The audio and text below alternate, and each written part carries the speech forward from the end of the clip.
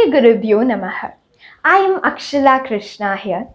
Today I am going to narrate a story of a legend, a chemical engineer by profession. Recreating Indian mythology in comics was his passion. With tremendous hard work and dedication, he gave us these beautiful books, which was loved by generation after generation. He was our Anant Pai, lovingly called as Uncle Pai, India's master storyteller, father of Amar Chitra Katha, and father of Indian comics. Using the comic format, he told stories from mythology, literature, and history. We all wonder how a chemical engineer later became a famous Indian comic creator, right? Though he was a chemical engineer, he loved literature the most. Not only that, he was a linguist. He knows many Indian languages, including Pali. He loved singing and playing musical instruments too. From an early age, he was very passionate to write comic books and publishing the same. Do you all know what made him to start Amar Chitra Katha in the year 1967? One day, he and his wife Lalita went to Delhi for some work. There, they went to Karol Bagh, a busy shopping place. His wife Lalita saw a television shop. There is a TV shop. Let's go and have a look.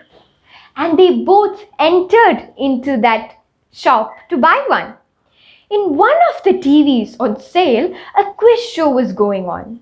Uncle Pai was very fascinated by this quiz contest. He stood there watching. The quiz master asked to the teams, "According to the Greek mythology, who is the ruler of the oceans?" And he gave 3 options: Zeus, Hades, or Poseidon. In a jiffy, the contestant answered, "It's Poseidon." And then he asked the next question. "According to Indian mythology, who is Lord Rama's mother?"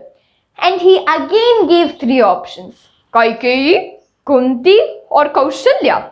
The contestants who answered the earlier question of a Greek mythology in a jiffy started to fumble for these questions, giving answer like Kunti and Kaikeyi. Uncle Pai thought, that was a very simple question. These youngsters know all about Greek mythology, but they don't know much about our own heritage. After a few months, there was a family get-together. There, his nephew showed to Uncle Pai, "Mama, I wrote a story, and it was a story about Robert who lives in Warrington but dreams of going to London." Soon, his niece said, "Yes, Mama, I too wrote a poem titled Daffodils." London, Robert, and daffodils? Wondered Uncle Pai. Our children are so exposed to books and ideas from the West. After thinking for a while, he said to his wife, "Lalita, I have decided to resign my job. I want to tell Indian stories to our children, and I want to make an Indian comic which sounds easier for our children to understand." His wife encouraged him. "That's a good idea. But don't we need people and money?" "Yes, and also a publisher too," said Uncle Pai.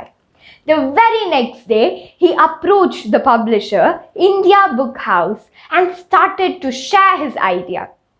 They agreed to publish his comics.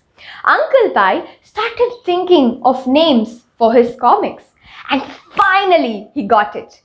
Amar Chitra Katha. That was the name given by Uncle Pai for his comics. The word Amar means immortal, and Chitra Katha stands for picture stories and comics. And that's how Amar Chitra Katha was born.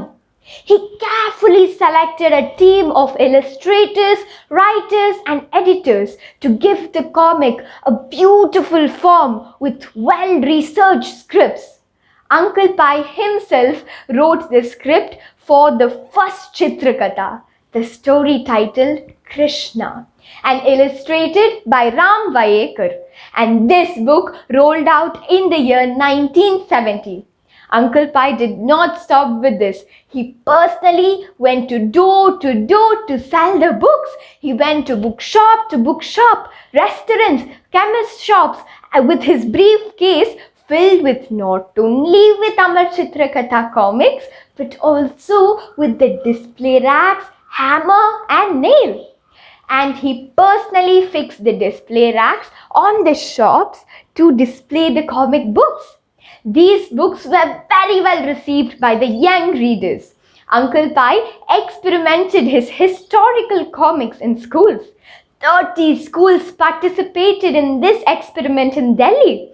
Children grasped more through comics than their school textbooks. Not only that, he conducted quizzes based on Indian history and mythology.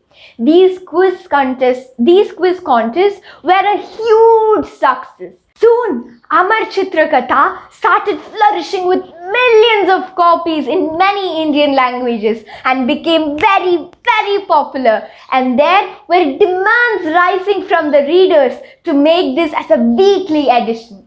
Because of this growing demand, Uncle Pai and his colleague Mrs. Subairao came up with the idea of weekly comic magazine series with a lot of variety. Everything was decided except the name of the magazine. Uncle Pai said the name should be musical, which children will love to say. Discussions were going on about the new magazine's title. Just then, tring tring, tring tring, Subarao's phone started to ring. He quickly picked up the phone and said, "I'm in a meeting. I'll give you a tinkle later." The moment the word tinkle was uttered, Uncle Pai decided, yes, Tinkle, that's the name of our magazine. And that's how Tinkle was born. Shikari Shambhu and Supandi, the lovable fool, arrived. To introduce Tinkle, Uncle Pai conducted storytelling contests in school all over India. He also said to this team that Tinkle comic will be released by VVIP. More than 1,00,000 children participated in the storytelling contest on November 14th, on Children's Day, in the year 1980. Do you all want to know who was the VVIP who released the Tinkle comic? A 12-year-old girl named Elaine, the winner of the storytelling contest, launched Tinkle. That's the beautiful story about Uncle Pai, who brought endless joy to the children of this country. The story which I narrated is from the book Anand's Pai. I wish you all a very happy Uncle Pai Day. Thank you.